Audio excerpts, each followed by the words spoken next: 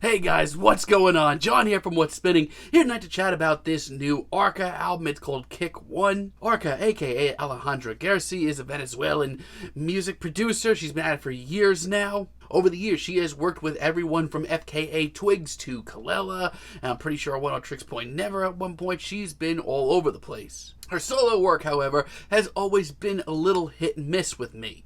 Her debut album, Zen, was atmospherically like a feast. I genuinely loved how uncomfortable this album makes you at times. But a lot of the deep cuts for me weren't as memorable. There were some consistency issues. No, for me, I was much more interested in her follow-up, Mutant. I thought this album was a whole lot more consistent. It was also incredibly twisted and genre-wise undefinable. This, to me, not only was it also darker and harsher, just a memorable album overall. She also put out that pretty solid self-titled album. I loved the drama in this album, mostly due to Arca's vocals for the first time. For me, though, I still had some slight consistency issues, something I've always dealt with Arca. Leading up to this new album, Arca has been dropping some of her best singles in years.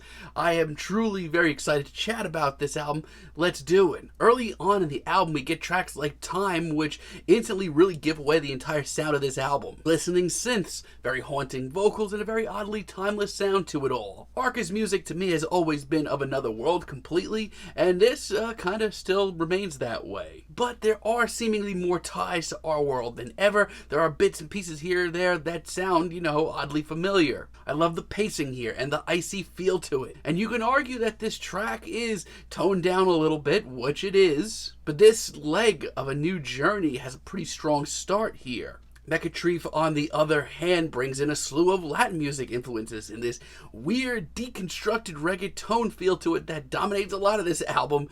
It's pretty wild. It's still very far from the dance floor, but there is a strong groove here that actually is pretty infectious. This is also a completely fresh and wild sound, not just for Arca, but just in general. Very hectic and anxious sounding as well. The very anxious side of Arca's music is still alive and well. It's also wildly experimental and sort of industrial. Arca remains really kind of genreless. Overall, this album seems to be some of Arca's easiest to digest material, but it's also just as challenging at times and just as fresh sounding. Riquiqui, on the other hand, is honestly even more freaky and harder to place. It sounds even more anxious in its own skin. Not only that, but it's genuinely hard to keep track of from time to time.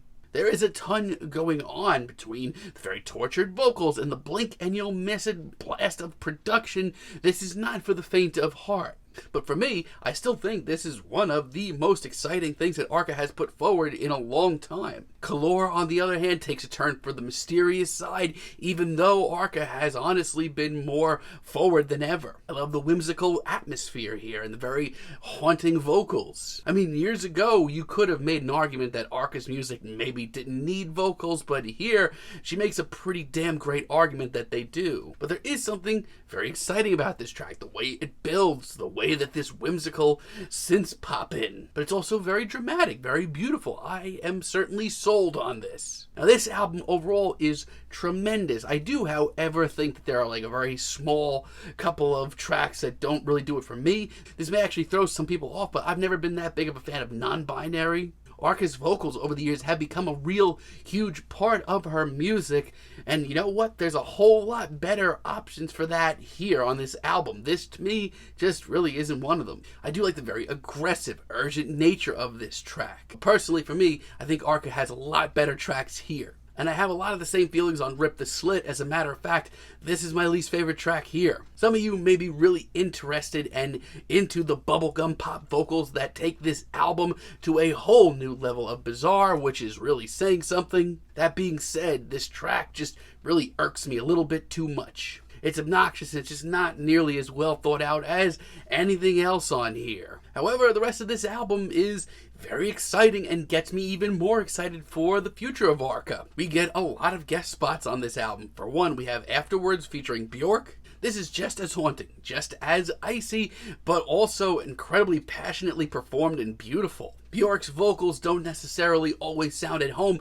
in different styles of music, but in this very twisted, very bizarre world of Arca, she sounds right at home. And you know what? Honestly, you can make the argument that this instrumental could have been a little bit more eventful. It certainly could have. But personally, I find it strangely triumphant and really great at keeping me on the edge of my seat. I love this. Watch featuring Shy Girl, on the other hand, this track honestly sounds like it could have found its place on her self-titled album. It's very urgent, it's very grim, it's really harsh too. And Shy Girl's very hushed, urgent rap verse just comes off here with such a bang. It's absolutely one of the more experimental and strange tracks here, but I needed a track like this. On the other hand, KLK featuring Rosalia is just what the doctor ordered. This is the coming together of industrial music and experimental music and reggaeton that I didn't think that I needed necessarily right now. It's got a great off-kilter groove. Rosalia sounds fantastic, but it is still so far from the dance floor, but it sounds just so fresh and original. But it grooves so hard and makes me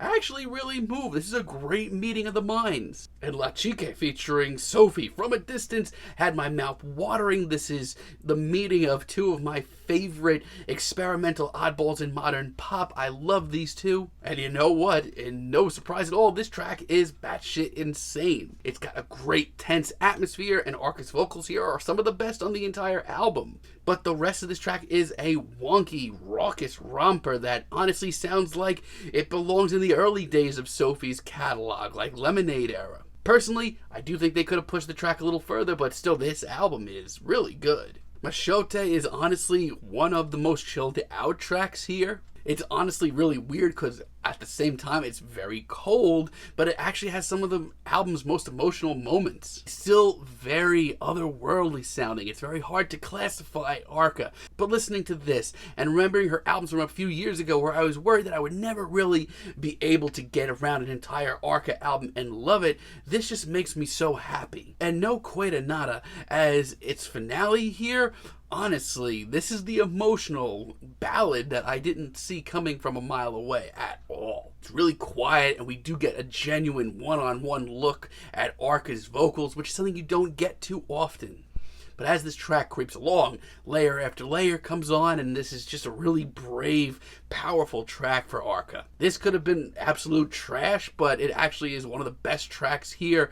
This is a wildly exciting album. So Arca returns, a few years after adding some vocals to her music by absolutely triumphantly blending genres more than ever. Her music is still incredibly otherworldly, but there are links to our world, seemingly, with this album.